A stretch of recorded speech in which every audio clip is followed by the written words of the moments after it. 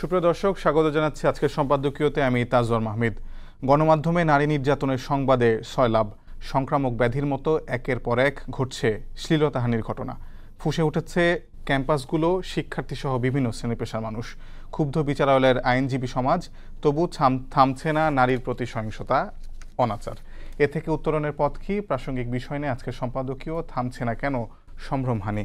আর এ নিয়ে আজকের সম্পাদকীয়তে আলোচনার জন্য স্টুডিওতে উপস্থিত আছেন অ্যাডভোকেট ইমরান আহমেদ চৌধুরী, সাধারণ সম্পাদক বিএনপি সিলেট জেলা, এবং ব্যারিস্টার সানি আব্দুল হক, যুগ্ম সাধারণ সম্পাদক এবি পার্টি। দর্শক, আপনারা এই আলোচনায় অংশ নিতে পারেন, এর জন্য আপনাদের ফোন করতে হবে টেলিভিশনে দেখানো নাম্বার। এছাড়া ফেসবুকের মাধ্যমে আপনাদের মন্তব্য পাঠাতে পারেন আমাদেরকে। আলোচনার শুরুতে জানিয়ে দেবে এখনকার প্রধান শিরোনামগুলো। ধর্ষণের প্রতিবাদে উত্তাল দেশ, ক্যাম্পাসে ক্যাম্পাসে বিক্ষোভ, বিচার দাবিতে বিভিন্ন স্থানে মশাল মিছিল। জামিন পাবে না ধর্ষণে অভিযুক্ত, 15 দিনে তদন্ত আর 90 দিনে শেষ করতে হবে বিচার। সহিংসতা রোধে কয়েকদিনের মধ্যেই আইন সংশোধন, জানালেন উপদেষ্টা। এনআইডির সেবা স্থানান্তর করলে ইসির সাংবিধানিক ক্ষমতা খর্ব হবে, সরকারকে কমিশনের চিঠি। নতুন দল নিবন্ধনের আবেদন আহ্বান করে গণবিজ্ঞপ্তি সোমবার। আওয়ামী লীগ আমলে ঘুষ, দুর্নীতির ও ক্ষমতার অপব্যবহারে জড়িত বিচারকদের খুঁজতে মন্ত্রণালয়ের কমিটি 3 জনকে শোকজ। ট্রাইব্যুনালে গুমের অভিযোগ সাবেক রাষ্ট্রদূতের। এবং এবার সামিট ও নাবিল গ্রুপের প্রায় 150 কোটি টাকার ব্যাংক হিসাব জব্দ। সাবেক ভূমিমন্ত্রী সাইফুজ্জামানের 102 কোটি টাকার শেয়ার জব্দ। 950 বিঘা জমি ক্রোক।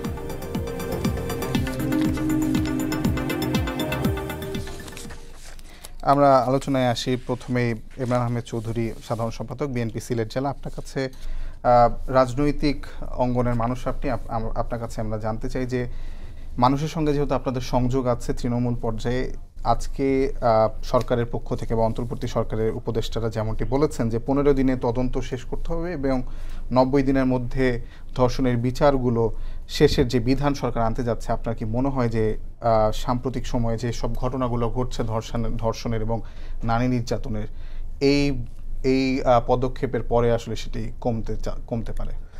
ধন্যবাদ আপনাকে এবং আপনার মাধ্যমে যারা আজকের এই অনুষ্ঠানটি দেখছেন, সম্পাদকীয় অনুষ্ঠান সময় টিভিতে, তাদের সবাইকে আমি শুভেচ্ছা জানাচ্ছি। আসলে নারী বৈষম্যের শিকার এবং সহিংসতার শিকার যেটা আমরা দেখতে পাচ্ছি, সেটা অনাদিকাল থেকেই চলে আসছে। বিভিন্নভাবে বারবার এইসব প্রতিরোধের ব্যবস্থা নেওয়া হলেও বাস্তবতা ওইভাবে প্রতিরোধ হয় নাই। আমার দৃষ্টিতে, যেহেতু আমি আইনের মানুষ হিসাবে মনে করি যে আইনের প্রয়োগটার একটা সমস্যা আছে, লাক অফ ইনফ্লুয়েন্স অফ ল।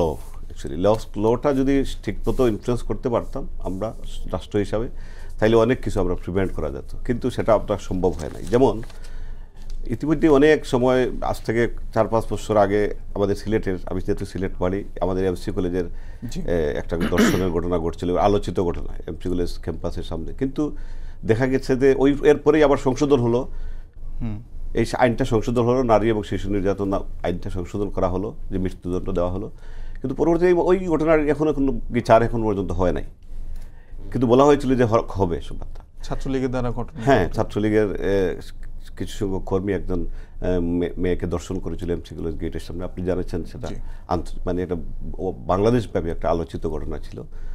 কিন্তু এই ঘটনাগুলোর বিচার হয় নাই। অনেক ঘটনা আমরা দেখেছি, কিন্তু আসলে বিচার হয় নাই। এই যে বিচার হয় নাই, এটাই অনেক সময় উৎসাহিত হয় যারা করে, তারা প্রপারলি যদি সেটা ইনভেস্টিগেশন হতো, প্রপারলি কাজ হতো। আজকে যেটা দেখলাম, আমি আমাদের মাননীয় আইন উপদেষ্টা মহোদয় বলেছেন যে 15 দিনের মধ্যে মামলার তদন্ত শেষে চার্জশিট দেওয়া হবে এবং 90 দিনের মধ্যে বিচার। এটা ইমপ্লিমেন্ট করতে পারলে ভালো হবে, কিন্তু আমি কতটুকু করতে পারবে না আমাদের সন্দেহ আছে, কারণ ইনভেস্টিগেশনের একটা ব্যবস্থা আছে, সেটার একটা ব্যবস্থা আছে। ইনভেস্টিগেশন প্রপারলি করতে হলে 15 দিনে ইনভেস্টিগেশন কতটুকু করতে পারবে না পারবে, সেটাও একটা প্রশ্ন সাপেক্ষ ব্যাপার।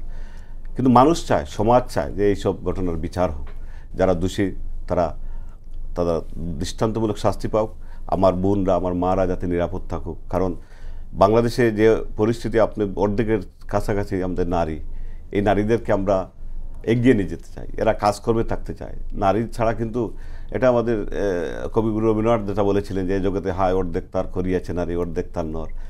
এটা কিন্তু আমরা প্রপারলি যদি আমরা বাস্তবায়ন করতে চাই, নারীদেরকে সেই স্বাধীনতা দিতে হলে তাদেরকে সিকিউরিটি দিতে হবে, নিরাপত্তা দিতে হবে, এবং নিরাপত্তা দিতে হলে সেটা রাষ্ট্রের অবশ্যই দায়িত্ব আছে, আইন শৃঙ্খলা বাহিনীর অবশ্যই দায়িত্ব আছে।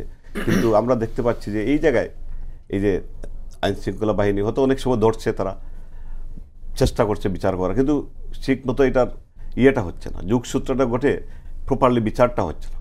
এই বিচারটা যদি হতো তাইলে অনেক জিনিস আমরা সেটাখান থেকে বেঁচে যেতাম।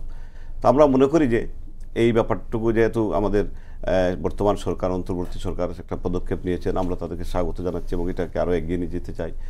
এটা নিয়ে যাতে আমরা অবশ্যই নারীদের আরও যাতে আমি আপনার কাছে ছোট্ট করে একটু জানতে চাই যে তৃণমূলে আসলে বিচার পাওয়ার ক্ষেত্রে এসব ধর্ষণ বা শ্লীলতাহানি বা নারী নির্যাতন কি কি ধরনের আসলে সমস্যার সম্মুখীন ভুক্তভোগী হয়ে থাকেন আপনি? সমস্যার সম্মুখীন আগে যেটা ছিল, আমি লাস্ট ধরেন আমি ইমিডিয়েট ফার্স্ট গভর্নমেন্ট কথা বলছি, কারণ এখানে তো আইন শৃঙ্খলা বা নির্যাতনের চিত্র আসলেই প্রথমে আসে যে রাষ্ট্র রিলেটেড বা সরকার রিলেটেড কিছু ঘটনা, ব্যক্তিরা কেউ যদি পলিটিক্যাল আশ্রয়ে থাকে সেটা অনেক সময় আইন শৃঙ্খলা বাহিনী সেটাকে ওইভাবে দেখে না, কারণ স্বাভাবিক সেখানে তাদেরও একটা সিকিউরিটি ব্যাপার থাকে। কিন্তু সব জায়গায় দেখা যায় কম বেশ এই ব্যাপারগুলো চলে আসে।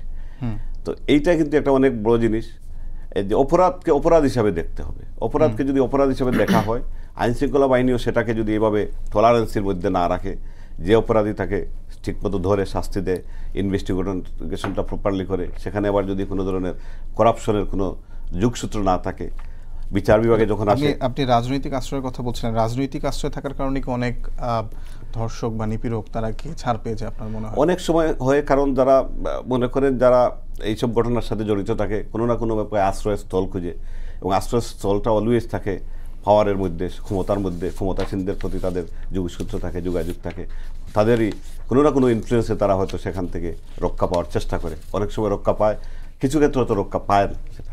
এবং বিচারের ব্যাপারটা আরেকটু বলতে চাই, জুডিশিয়ারি ইন্ডিপেন্ডেন্সভাবে তারা কাজ করে যাচ্ছে, কিন্তু তাদেরও তো এই মামলাগুলোকে তাড়াতাড়ি শেষ করার একটা সময়বদ্ধতা আছে।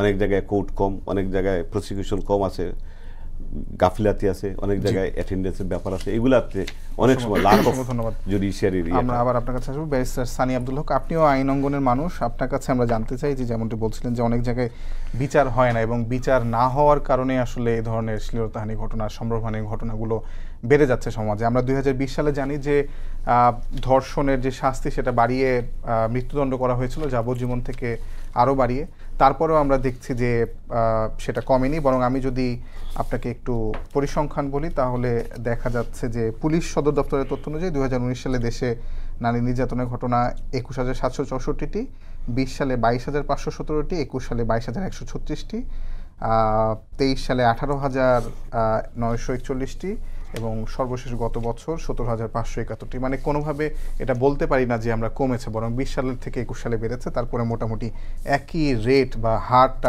মোটামুটি একই, কিন্তু কেন আসলে এই বিচারগুলো হয় না আপনি কি মনে করেন? এবং আসলে এখান থেকে আসলে সুষ্ঠু বিচার পাওয়ার জন্য ভুক্তভোগীরা বা সরকার, আসলে অন্তর্বর্তী সরকার কি কি করতে পারে, যে পদক্ষেপ নিয়েছে সেটা কি যথেষ্ট কিনা?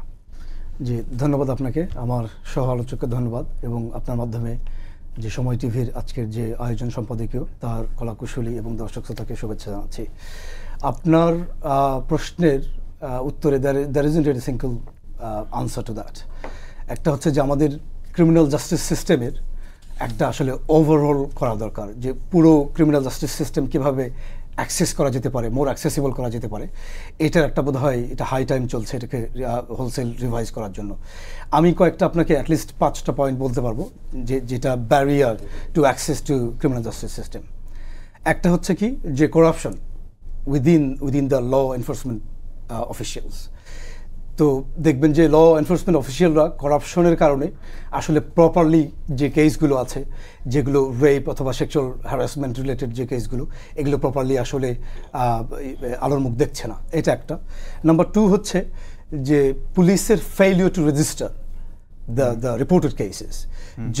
যে কেসগুলো পুলিশ স্টেশনে যাচ্ছে, বলছে পারিপার্শ্বিক, রাজনৈতিক বা সামাজিক অন্যান্য অনেক প্রেশারের কারণে পুলিশ অথবা করাপশনের কারণে, এটা ওভারলপিং 2 পয়েন্টটা হতে পারে, এটার কারণে তারা প্রপারলি রেজিস্টার করছে না, এটা একটা। নাম্বার 2।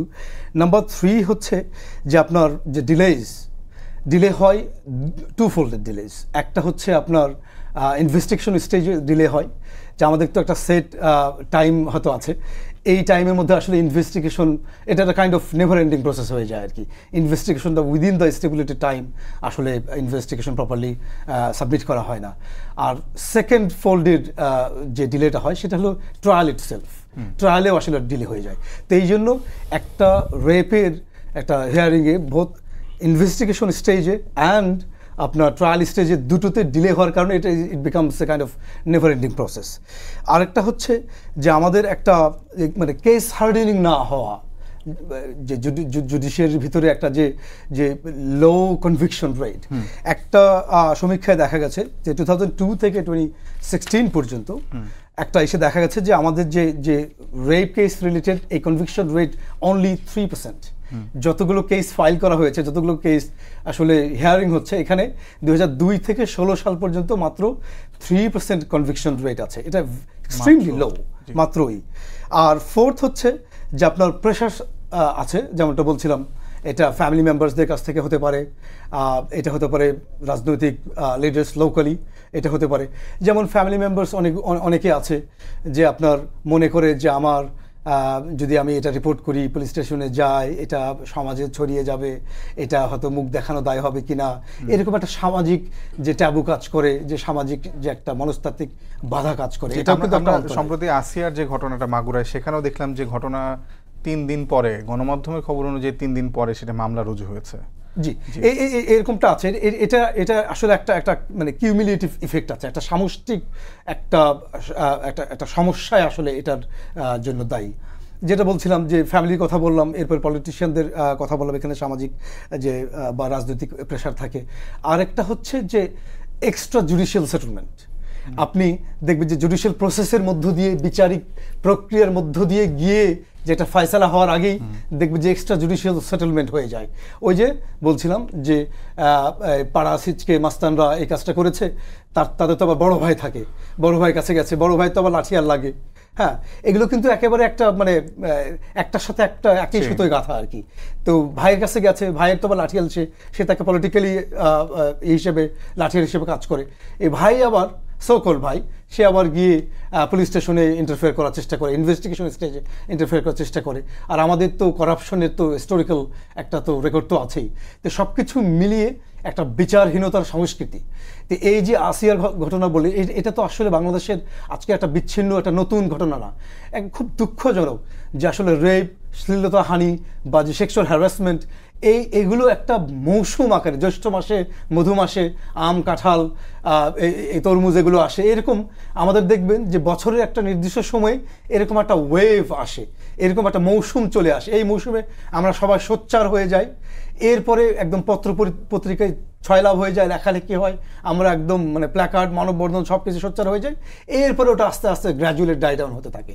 তো এই সংস্কৃতি থেকেও আসলে বেরিয়ে আসা দরকার। আরেকটা ক্রাইসিস হচ্ছে আমাদের ডাবল স্ট্যান্ডার্ড। আসলে এই আসিয়ার ঘটনা কি আসলে বাংলাদেশে এটা নতুন, এই 3 দিন আগে কি প্রথম হয়েছে? আমরা তো গত 53-54 বছর ধরেই তো এভাবেই চলে আসছে। তা আসলে এটা একটা চূড়ান্ত নিষ্পত্তি, এটা আসলে চূড়ান্ত একটা ফয়সালা কেন হয় না, এটা আমাদের ভাবা দরকার। আসলে আমি প্রোটেস্ট করছি আজকে আমি অনেক সোচ্চার হয়েছি। আমি আসলে এই যে জুলাই অভ্যুত্থানে যে আমি এটাকে আন্ডারমাইন করার চেষ্টা করছি না, এটা please do not be misled. আমি এটা বলছি না যে আসিয়ার যে ঘটনা এটার জন্য প্রতিবাদ করা যাবে না, এটা আমি বলার চেষ্টা করছি না, অবশ্যই প্রতিবাদ করব, but please don't put a full stop there. শুধু এই ঘটনাটাকেই শুধু প্রতিবাদ করবেন, অন্য সময় প্রতিবাদ করবেন না।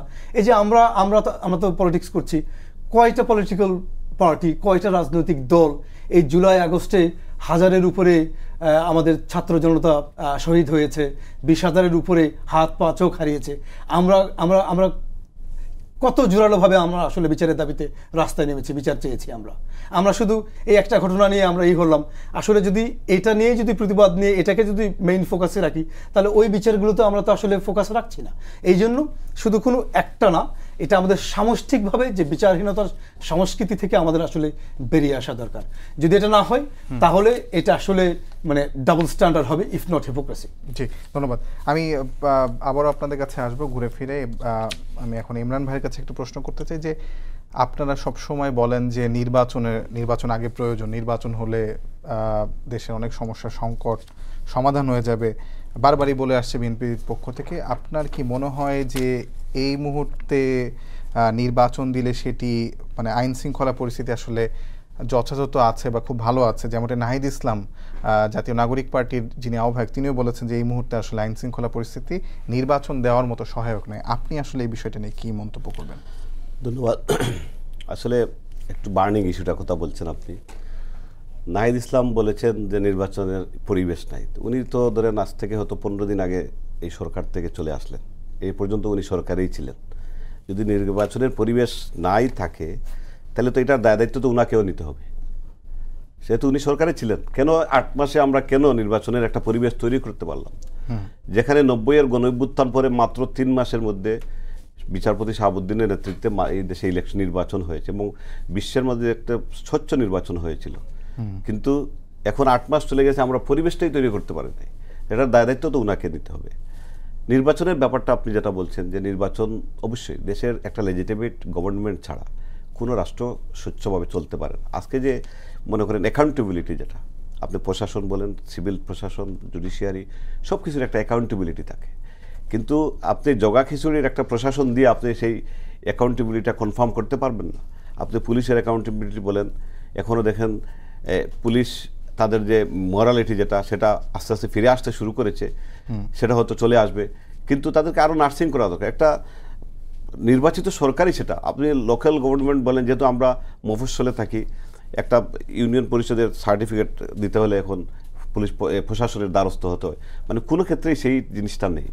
সুতরাং স্থানীয় সরকার, হ্যাঁ, স্থানীয় সরকার নির্বাচন তো জাতীয় নাগরিক পার্টি আগে চাচ্ছে না। জাতীয় নাগরিক পার্টি আগে চাইলো কি না চাইলো সেটা কোনো ম্যাটার না। আমরা জাতীয় স্বার্থ যেটা, আমরা সেটা বলছি। রাষ্ট্রে এখন কী চায়, জনগণ কী চায়, সেটা হচ্ছে ইম্পর্টেন্ট। আপনি যদি মাথা ঠিক না করেন তাহলে আপনার বডি ঠিক করে লাভ হবে না। প্রথমে আপনাকে মাথা ঠিক করতে হবে। মাথা যদি ঠিক হয় অবশ্যই বডি ঠিক হবে। কিন্তু আমাদের মূল জায়গা নেই, আমাদের একটা সংসদ নেই, জনপ্রতিনিধিত্ব করার কেউ নেই, কথা বলার জায়গা নেই। সেটা যদি ঠিক না হয়, আপনি স্থানীয় সরকার নির্বাচন করে তো কোনো লাভ হবে না। শুধু এই প্রশাসন যদি স্থানীয় সরকার নির্বাচন করতে পারে, তাহলে তারা যদি আগে চায়, তাহলে ওয়াই নট তারা পার্লামেন্ট নির্বাচন কেন করতে পারবে না? পার্লামেন্ট নির্বাচন যদি না করে, তাইলে কিন্তু এই যে সমস্যা যেগুলা, মানুষের যে কথা বলার যে সমস্যা, মানুষের আস্থার জায়গা তৈরি হওয়ার যে সমস্যা, প্রশাসনের যে অ্যাকাউন্টেবিলিটির যে সমস্যা, এই সমস্যাগুলো সমাধান হবে না। দ্রব্যমূল্যের যে ঊর্ধ্বগতি, এগুলা কে দেখবে? এগুলা তো দেখতে হলে একটা লেজিটিমেট গভর্নমেন্ট ছাড়া। আমরা মনে করেন এই যে বিগত 16 বছর যাবৎ যে সম্পদগুলো এই সরকার পাচার করেছে, বিগত ফ্যাসিস্ট সরকার, এই পাচার করা সম্পদকে যদি আমরা নিয়ে না আসি, দেশের অর্থনৈতিক গতিশীল অবস্থা যদি ফিরে না আসি, তাহলে আমরা আরও জনগণ আরও সাফার করবে। সুতরাং সেখান থেকে উত্তরণের লক্ষ্যে এখন প্রায় this is the proper time to declare national election. কারণ এখানে আর কোনো যোগসূত্র কিছু নাই।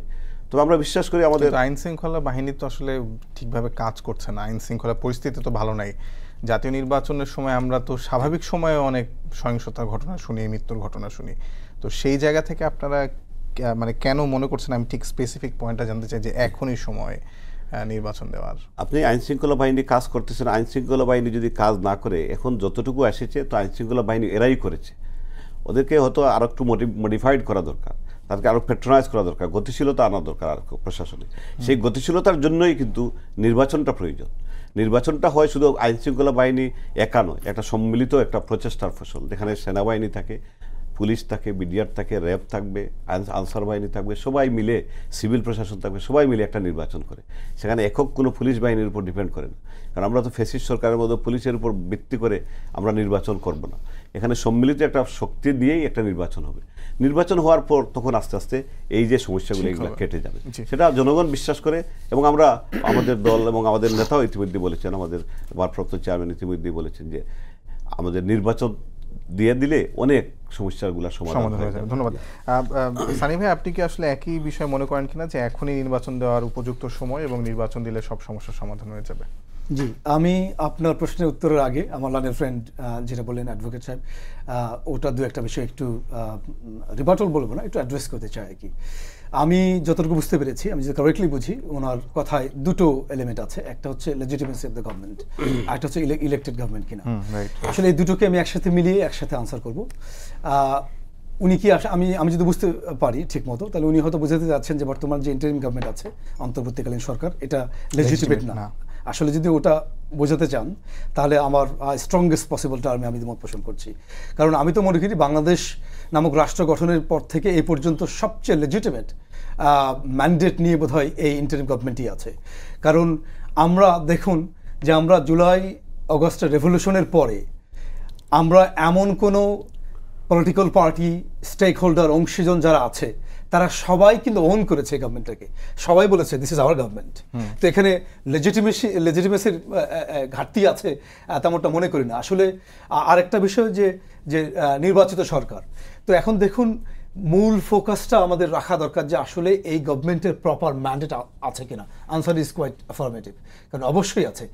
তারা মানে খুব শক্তিশালী ম্যান্ডেট নিয়ে আছে। আপনি দেখুন নির্বাচন দিলেই কি সমস্যার সমাধান হয়ে যাবে? নির্বাচন, দ্যার ইজ নো ম্যাজিক যে অনেক ফাইন সানডে মর্নিং আপনি ঘুম থেকে উঠে দেখবেন বাংলাদেশ সুইজারল্যান্ড অথবা সিঙ্গাপুর হয়ে গেছে। এটা তাহলে ইউটোপিয়ান একটা ইসের আমরা বোকা স্বর্গে বাস করছি। দ্যার ইজ নো ম্যাজিক, এরকম আসলে হবে না। এটা একটা গ্র্যাজুয়াল প্রসেস। আপনি দেখুন যে পরিপ্রেক্ষিতে এই অন্তর্বর্তীকালীন সরকার দায়িত্ব নিয়েছে, এই ওভারঅল সার্কামস্ট্যান্সটা আমাদের বিবেচনা নিতে হবে। আমি প্রায়শই আসলে এটা বলে যাই, একটা ধ্বংসস্তূপের উপর দাঁড়িয়ে এই সরকার আসলে দায়িত্ব গ্রহণ করেছে। তো তাদের তো অনেকগুলো চ্যালেঞ্জ আছে, এই চ্যালেঞ্জগুলো তারা গ্র্যাজুয়ালি মোকাবেলা করার চেষ্টা করছে। তো আমরা তো এটা খুব আনফেয়ার হয়ে যাবে যে 6 months gone by, 7 months gone by, দেশ কেন সুইজারল্যান্ড হলো না, দেশে কেন না, এই নাই আসলে বলার বোধহয় একটা সংস্কৃতি তৈরি হয়েছে আমাদের মধ্যে। এই নাই না বলে আসলে তাদের তো অনেক প্রাপ্তি আছে। আপনি দেখুন যে আমাদের যে নেইবারিং কান্ট্রি থেকে যেরকম প্রোপাগান্ডাগুলো আসলে ছড়াচ্ছে, এই করতেছে, এটা যদি ডক্টর ইউনূস লেড গভর্নমেন্ট যদি না হতো, পারহ্যাপস আপনি হয়তো একমত হবেন কিনা, আমি তো মনে করি যে বাংলাদেশকে এতদিনে হয়তো একটা জঙ্গি রাষ্ট্র হিসেবে বহির্বিশ্বে গ্লোবালি হয়তো পোর্ট্রে করতে প্রয়াস চালিয়েছে, কিন্তু ফেল করেছে। এটা এই প্রফেসর ইউনূস লেড যে গভর্নমেন্ট, এটার কারণে আসলে পারে নাই। কিন্তু আমাদের আসলে এখন এমন কিছু ঘটনা কি আসলেই ঘটছে না যেটাকে আসলে অনেক দেশ এটাকে একটা উগ্রবাদী রাষ্ট্র তকমা দেওয়ার মতো সুযোগ পেয়ে যাচ্ছে? আমি বলছি না যে মানে উগ্রবাদী রাষ্ট্র হওয়ার মতোই অনেক এলিমেন্ট এখানে আছে, আমি বলছি যে তকমা দেওয়ার অনেক সুযোগ তৈরি হচ্ছে, যেটা আসলে আমরা বিগত অনেক বছর দেখিনি। যেমন ধরুন যে মানে অনেক নানা ব্যানারে, তৌহিদি জনতা ব্যানারে নানা কিছু হচ্ছে, যেটা আপনার একজন শ্লীলতাহানি বা উত্তক্তকারীকে থানা থেকে ছাড়িয়ে আনার জন্য যে প্রয়াস, না, আমি তেমনটা মনে করি না।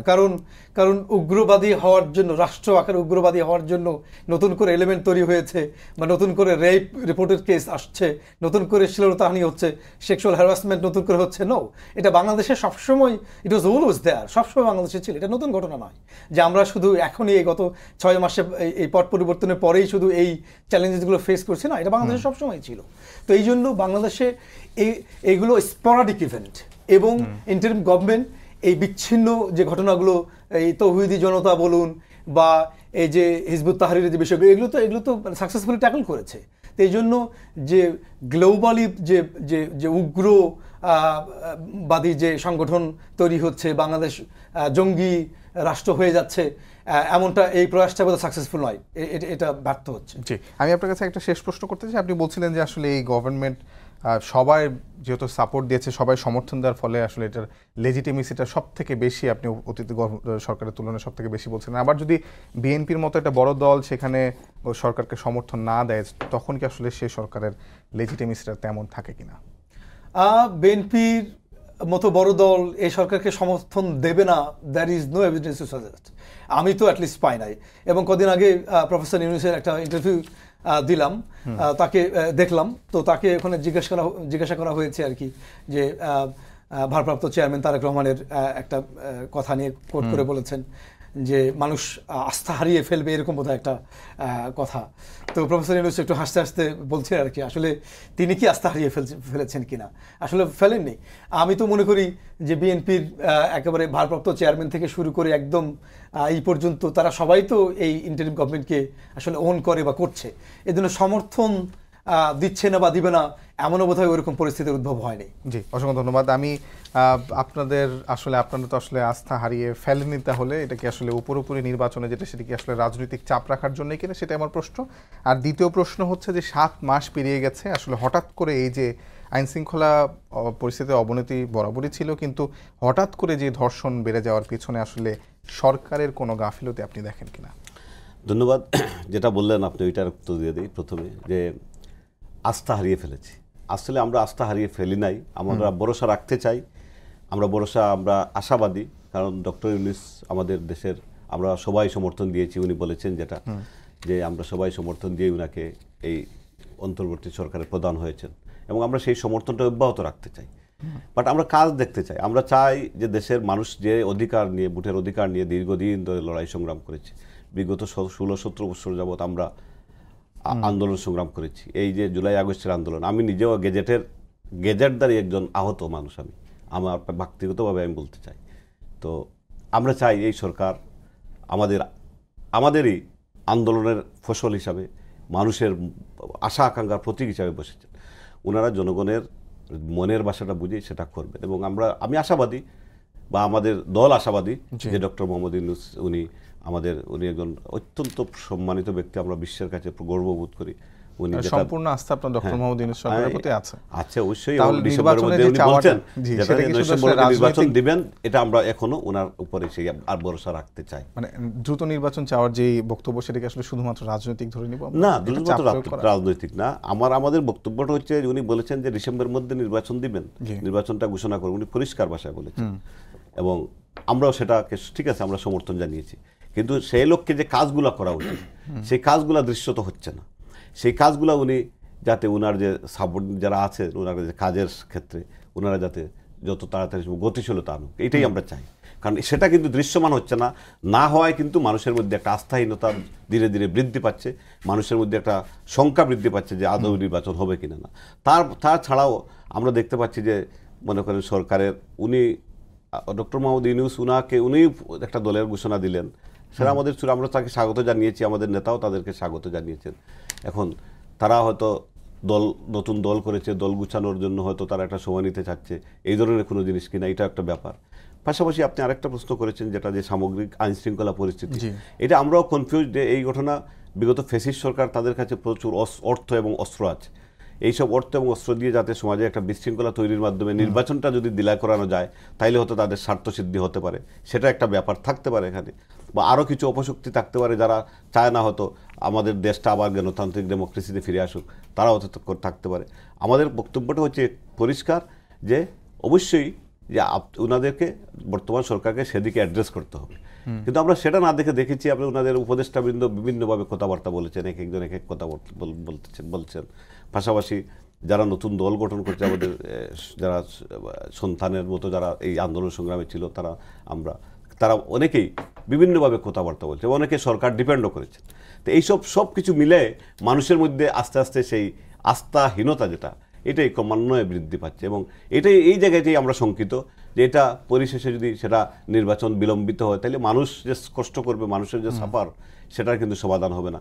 যেটার জন্য মানুষ বিগত 16 বছর যাবৎ আন্দোলন করেছে, সংগ্রাম করেছে, সেই ব্যাপারটুকু, সেই মানুষের যে আশা আকাঙ্ক্ষা যেটা, সেটার প্রতিফলন ঘটবে না।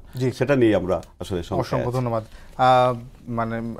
সানি ভাই, আপনার সহ আলোচক বলছিলেন যে সরকারের প্রতি মানুষের আস্থাহীনতা বৃদ্ধি পাচ্ছে বলে অনেক ক্ষেত্রে মনে হচ্ছে। আমি যদি আসলে আজকে, যেহেতু আমাদের সম্পাদকের বিষয় হচ্ছে যে থামছে না কেন সম্ভ্রমহানি, সেক্ষেত্রে আমি আপনাদেরকে একটু যদি বলি যে গত 2 দিনের ঘটনায় উল্লেখ যদি করতে চাই, ঠাকুরগাঁওয়ে 5ম শ্রেণীর শিক্ষার্থীকে ধর্ষণ করেছে একজন শিক্ষক, এবং তাকে আদালতে নিয়ে যাওয়ার সময় মারধরের ঘটনা ঘটেছে। কুমিল্লায় 7 বছর বয়সী শিশুকে 70 বছরের বৃদ্ধ ধর্ষণ করেছে। কেরানীগঞ্জে অন্তঃসত্ত্বা নারীকে দলবদ্ধ ধর্ষণ করা হয়েছে।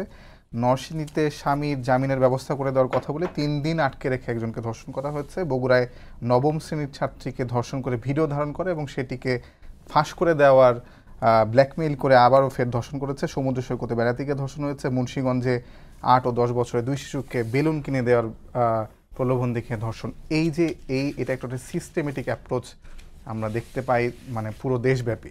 সেটা কি আসলে এই কারণেই যে আইন শৃঙ্খলা পরিস্থিতি, সেনাবাহিনী নামানোর পরেও, পুলিশকে পুরোদমে উদ্যমী করার পরেও আসলে আইন শৃঙ্খলা পরিস্থিতি কোনোভাবে নিয়ন্ত্রণে আসছে না বলে এরকম ঘটনা 2 দিন 3 দিনের ব্যবধানে বা 1 সপ্তাহের ব্যবধানে এরকম ভয়ানক ঘটনাগুলো ঘটছে? আপনার কয়েকটা আপনি সিরিজ অফ কোয়েশ্চেন করেছেন নাকি, আমি একটা একটা করে অ্যাড্রেস করব। একটা হচ্ছে মানুষের আস্থা কমে যাচ্ছে, অথবা আপনি যদি বলেন যে মানুষের অনাস্থা তৈরি হচ্ছে। আসলে মানুষ কারা এটা সাবজেক্টিভ, কিন্তু মানুষ কারা, মানুষ বলতে আপনি মানুষের আস্থা ক্রমান্বয়ে কমে যাচ্ছে, এই মানুষটা কারা এটা ডিফাইন করা দরকার। আসলে এখন মানুষ বলতে শুধু যদি একটা রাজনৈতিক দলের নেতাকর্মীকে বোঝান তাহলে বোধহয় ভুল হবে। আসলে মানুষ কি চায় এর উত্তর কোথায় পাবো? এর উত্তরগুলো আমার তো ঢাকা শহরে আপনি যদি দেয়াল লেখনগুলো পড়েন, অথবা ঢাকার বাইরেও আমার রাজনৈতিক সফর করার সুযোগ হয়, আমি খুব খেয়াল করি, মনোযোগ দিয়ে পড়ার চেষ্টা করি, বোঝার চেষ্টা করি। আপনি দেয়ালে গ্রাফিটিগুলো খেয়াল করেছেন যে কোথাও কি লেখা আছে যে অনতিবিলম্বে নির্বাচন চাই, এখনই নির্বাচন দিতে হবে? এই দেয়ালে দেয়ালে, মিছিলে মিছিলে, স্লোগানে স্লোগানে আসলে কি লেখা আছে? রাষ্ট্রের সংস্কার চাই। তা আপনি এই জুলাইয়ের এতগুলো মানুষ প্রাণ দিল, এতগুলো মানুষ রক্ত দিল, চোখ হারালো, হাত পা হারালো, শুধুমাত্র একটা নির্বাচন আয়োজনের জন্যই? আমি ব্যক্তিগতভাবে এবং আমার দল ব্যক্তিগতভাবে, আমার দল দলীয় আকারে আসলে নির্বাচন আয়োজনের বিপক্ষে নয়। যেটা বলার চেষ্টা করছি সেটা আসলে শুধুমাত্র এই আন্দোলনের ফসলকে শুধুমাত্র এই নির্বাচন আয়োজনের মধ্যে ব্র্যাকেটবন্দি করাটা খুব বেশি অন্যায্য হয়ে যাবে। কিন্তু আপনি যেটা বলছিলেন যে দেয়ালে যারা লিখেছিল কিংবা যারা জুলাই আগস্ট মাসে যারা সামনে থেকে যুদ্ধ করেছিল গুলির মুখে দাঁড়িয়ে, তারাই কিন্তু আবার ক্যাম্পাসে ক্যাম্পাসে আন্দোলন করছে এখন সরকারের যে ব্যর্থতা সেটাকে সামনে তুলে ধরছে। না, that is the beauty of democracy. আপনি সরকারের আপনি কনস্ট্রাকটিভলি আপনি ক্রিটিসাইজ করবেন, এটাই এক্সপেক্টেড। আমাদের মূল সমস্যা হলো মনস্তাত্ত্বিক। আমরা এই ফ্যাসিস্ট রেজিমে একটা লম্বা সময় ধরে মনস্তাত্ত্বিকভাবে একটা সিঙ্গল অপিনিয়নে এমন বেশিভাবে মানে প্রগাঢ়ভাবে অভ্যস্ত হয়ে গেছি যে কোনো একটা প্লুরাল অপিনিয়ন দেখলেই, একটা মাল্টিপল অপিনিয়ন দেখলেই মনে করি এটা বোধহয় আসলে ঐক্যের ফাটল বা এই বুঝি না। আপনি তো অফকোর্স আপনি সবসময় কি শুধু সরকারের সব বিষয়ের সাথে একমত হবেন নাকি? তাহলে তো ডেমোক্রেটিক সিস্টেম তো আসলে ফেল করবে। এই জন্য আমি এটাকে বিউটি আকারে দেখি। আর আপনার সেকেন্ড কোশ্চেন যেটা, যে এই লাস্ট গত এই 1 সপ্তাহ ধরে, 2-3 দিন ধরে অনেকগুলো সিরিজ অফ ইভেন্টের কথা বললেন, এটা তো আসলে বাংলাদেশে সবসময় ঘটে আসছিল। মনে পড়ে আপনার 2018 সালে ইলেকশনে একজন 4 সন্তানের জননী, তিনি একটা নির্দিষ্ট রাজনৈতিক দলের একজন প্রার্থীকে ভোট না দেওয়ার কারণে সংঘবদ্ধভাবে তিনি নোয়াখালীর সুবর্ণচরে তিনি রেপের শিকার হয়েছিলেন। আপনার মনে পড়ে জাহাঙ্গীরনগর বিশ্ববিদ্যালয়ে ধর্ষণের সেঞ্চুরিকে সেলিব্রেট করা হয়েছিল। তো এগুলো তো বাংলাদেশের আসলে আজকে নতুন না, গত 1 সপ্তাহে নতুন করে ঘটছে। এই আলাপ তোলাটাই খুব বেশি আনফেয়ার আমি মনে করি। এটা বাংলাদেশে আসলে সবসময় ছিল। এখন প্রশ্ন হচ্ছে, সবসময় ছিল এটাকে মেনে নেওয়া যাবে না, there must be an end to it. এটা সবসময় ছিল, এটা অ্যাকনলেজ করতে হবে, ইট ওয়াজ অলওয়েজ দেয়ার। এটা নতুন কোনো ফেনোমেনা না যে এটার মধ্যে একটা রিস্কি বিজনেস আছে, একটা কূটকৌশলও থাকতে পারে। যদি আমরা এভাবে পোর্ট্রে করি পাবলিকলি যে ভালোই তো ছিল, এই গত 1 সপ্তাহ ধরে, গত 2 দিন ধরে আসলে এরকম হচ্ছে, তাহলে খুব আনফেয়ার হবে। কেন হবে? যে মনে হবে যে মানে এই সব কিছুর জন্য এই ইন্টারিম গভর্নমেন্ট বোধহয় ব্লেম ওয়ার্থি, এই তাদের কারণে বোধহয় হচ্ছে, বাংলাদেশ তো আগে কখনো ছিল না। আসলে এভাবে তো বলার সুযোগ নেই। তো এটা সবসময়ই ছিল। ওই আমি একটা কথা বলে থাকি যে আসলে আজকের যে ইন্টারিম গভর্নমেন্ট যে রেভলিউশনের পরে দায়িত্ব নেওয়ার পরের যে সবচেয়ে বাজে দিনটা, সবচেয়ে খারাপ দিনটাও আসলে গত ফ্যাসিস্ট রেজিমের সবচেয়ে ভালো দিনটার চেয়েও বেটার, গত ভালো দিনটার চেয়েও ভালো। জি, অসংখ্য ধন্যবাদ। আমরা আপনাদের দুইজনের কাছ থেকে 1 মিনিট করে শুনবো যে আসলে আইন শৃঙ্খলা পরিস্থিতি, আপনি বলছিলেন যে আপনার সমালোচক বলছিল যে আসলে বরাবরের মতোই আছে, তাহলে তো হয়তো এত আন্দোলনের প্রয়োজন ছিল না। আসলে এই জায়গা থেকে এখন যে পরিস্থিতি আছে তার থেকে আসলে ভালো পরিস্থিতিতে যাওয়ার জন্য আসলে সরকারের প্রতি আপনাদের পরামর্শ কি থাকবে? দুজনের জন্য সিমিলার প্রশ্ন আপনার কাছ থেকে শুরু করতে চাই। ধন্যবাদ। আমি এই ব্যাপারটার সাথে ওনার সাথে আমি একমত। আসলে এই ঘটনাটা গত কিছুদিন ধরে যেটা ঘটছে, এটা কিন্তু নতুন না, এটা কিন্তু অনেক বেশি ঘটেছে আগে। শুধু যেটা হচ্ছে 5ই আগস্টের পর আমরা এত স্বাধীনতা পেয়েছি, সেটা প্রচার প্রপাগান্ডা হচ্ছে বেশি। যেটা কারণ এখানে দর্শনের সেঞ্চুরি হয়েছে, সুবর্ণচরের ঘটনা ঘটেছে, আমার এমসি কলেজের 6 জন ছাত্রলীগের ছেলেদের সাথে আমাদের বোন দর্শিত হয়েছে, আরও শত শত ঘটনা ঘটেছে যেগুলোর বিচার হয় নাই এখন পর্যন্ত। এটা নতুন কিছু না। কিন্তু এই জিনিসটাকে এত বেশি যে হাইলাইটস হবে, কিন্তু আমরা চাই সেটা আরো যেগুলা ঘটনা ঘটছে সবকিছু দিয়েই হাইলাইট। শেষ আসলে 8 বছরের একজন শিশুকে ধর্ষণ করে মৃত্যুর সঙ্গে আসলে মৃত্যুর মানে মৃত্যুর কাছাকাছি নিয়ে যাওয়ার ঘটনা কবে ঘটেছিল বাংলাদেশে? শেষটা তো আমি এত সিরিয়াস ঘটনা ঘটেছে, আমি শেষ ব্যাপারটা লাস্ট কবে ঘটছে সেটা হয়তো স্পেসিফিক আমি এখন বলতে পারছি না, কিন্তু এইসব ঘটনা আমি যেটা বললাম এটা এভিডেন্স, এগুলা ঘটেছে। এখন শিশুর যে ঘটনাটা ঘটেছে সেটা যেটা নিয়ে আমরা সবাই ব্যথিত, এবং এটা ইতিমধ্যে আমাদের আইন উপদেষ্টা মহোদয় আইনটাকে সংশোধন করার কথা বলেছেন, সেটা 15 দিনে তদন্ত 90 দিনে বিচার। আমি বিশ্বাস করি এটার মধ্যে বিচার হবে। মূল জিনিসটা এটা আমরা প্রোটেকশন করতে চাই, এবং প্রোটেকশন করতে হলে অবশ্যই আইন শৃঙ্খলা বাহিনী, law and enforcement agency and judiciary দুটোকেই প্রোঅ্যাক্টিভ হলে আমার বিশ্বাস অনেক। ধন্যবাদ। সানি ভাই, আপনার কাছে শেষ প্রশ্ন, আসলে শেষ কবে এরকম একটা ঘটনা ঘটেছিল যে 8 বছরের একটা শিশুকে ধর্ষণ করে তাকে মৃত্যুর মানে ধারে কাছে নিয়ে যাওয়ার ঘটনা, এবং এর থেকে আসলে সরকারের এই যে বর্তমান যে পরিস্থিতি আছে তার থেকে উত্তরণের পথ কি?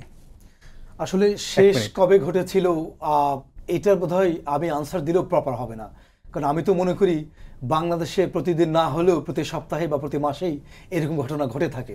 এটা কোয়েশ্চেন হচ্ছে এটা আসলে রিপোর্টেড হয় কিনা। তো রিপোর্টেড না হওয়া ইভেন্টগুলো তো আসলে আমরা জানতে পারি না। আইন ও সালিশ কেন্দ্রের একটা সমীক্ষায় দেখা গেছে যে আসলে সেক্সুয়াল হ্যারাসমেন্ট বা রেপ রিলেটেড কেসগুলো অনলি 20% রিপোর্টেড হয়, বাকি 80% কিন্তু রিপোর্টেড হয় না। আর এই ইন্টারিম গভর্নমেন্টের প্রতি আমার যেটা রিকোয়েস্ট থাকবে সেটা হচ্ছে যে এটা এই উপলব্ধিটা সবসময় থাকা দরকার এবং তাদের প্রয়াসটা জারি রাখা দরকার। কি সেটা? যে বাংলাদেশ নামক রাষ্ট্রের একটা হোলসেল রিফর্ম দরকার। আমাদের যে অ্যাসপিরেশন নিয়ে যে বাংলাদেশ রাষ্ট্র গঠিত হয়েছিল, এই সাম্য, মানবিক মর্যাদা এবং সামাজিক সুবিচারের ভিত্তিতে একটা রাষ্ট্র ব্যবস্থা গড়ে তোলা। জি, অসংখ্য ধন্যবাদ। সবাইকে ধন্যবাদ জানিয়ে শেষ করছি আজকের সম্পাদকীয়। আগামীকাল আবারও দেখা হবে রাত 10টায়। দেখার আমন্ত্রণ রইল। শুভরাত্রি।